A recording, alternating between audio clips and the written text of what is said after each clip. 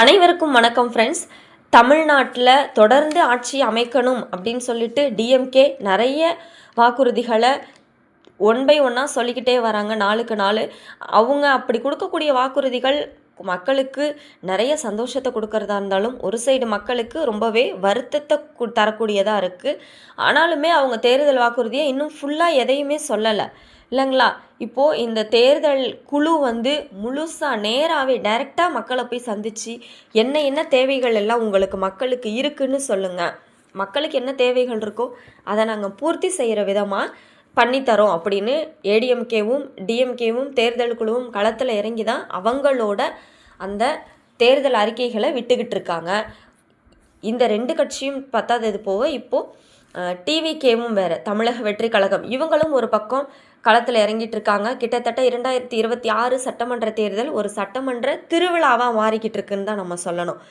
இது எல்லாத்தையுமே இருந்தாலும் திமுக என்ன சொல்லியிருக்காங்கன்னா 2026லேருந்து 2036 இந்த 10 வருஷம் வருங்கால 10 வருஷத்தை கருத்தில் கொண்டு தான் நாங்கள் என்ன பண்ணியிருக்கோம்னா தேர்தல் வாக்குறுதிகளை விட்டுக்கிட்டு இருக்கோம் அப்படின்னு சொல்லியிருக்காங்க. இப்போது இந்த மகளிர் உரிமை தொகையே 1.5 லட்சம் பேர், கிட்டத்தட்ட 1.5 லட்சம் கோடி பேர் என்ன பண்ணிட்டு இருக்காங்கன்னா வாங்கிக்கிட்டு இருக்காங்க.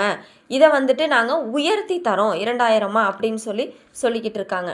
இப்போது 1ஆவதுலேருந்து 5ஆம் வகுப்பு வரை இருக்கக்கூடிய காலை உணவு திட்டத்தை 8ஆம் வகுப்பு வரைக்கும் நீட்டிக்க போகிறோம் அப்படின்னு சொல்லியிருக்காங்க. இதில் கிட்டத்தட்ட எத்தனையோ குழந்தைகள் 15 லட்சம் குழந்தைகள் வரைக்குமே பயனடைஞ்சிக்கிட்டு தான் வந்துட்டுருக்காங்க.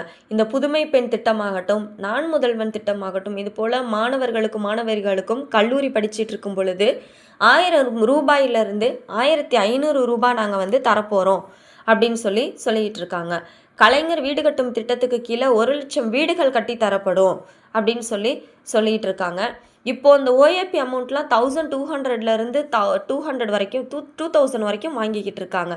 இதை நாங்கள் என்ன பண்ணுறோம் அப்படின்னா 2000 கொடுக்குறோம், உயர்த்தி தரோம். ஹேண்டிகேப்டெல்லாம் 1500லேருந்து 2000 ரூபாய்க்கு தரோம் அப்படின்னு சொல்லியிருக்காங்க.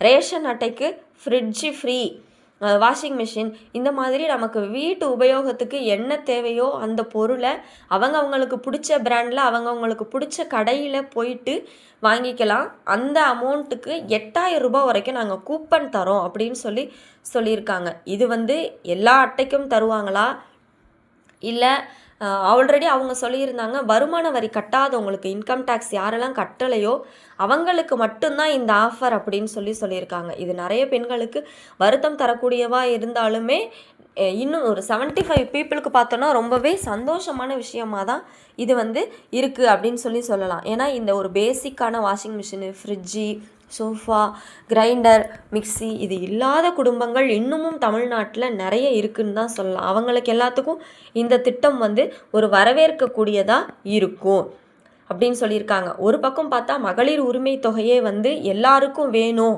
அப்படிங்கிற நீட்ஸு இன்னும் ஒரு பக்கம் போயிட்டு தான் இருக்குது. அப்படி இருக்க பட்சத்தில் இன்கம் டேக்ஸ் கட்டாதவங்களுக்கு தான் இந்த 8000 ரூபாய் கூப்பன் அப்படின்னு நமக்கு சொல்லியிருக்கிறத பார்த்தோன்னா ஒரு பக்கம் வருத்தம் தரக்கூடியதாக தான் இருக்குது. சரிங்களா.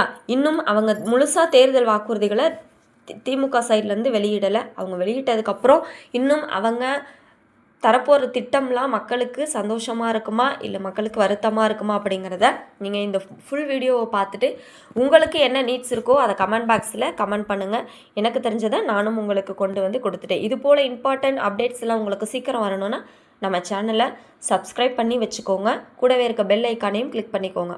அப்போ தான் போடுற வீடியோஸ் உங்கள் மொபைலுக்கு உடனுக்குடனே நோட்டிஃபிகேஷனில் சேரும்.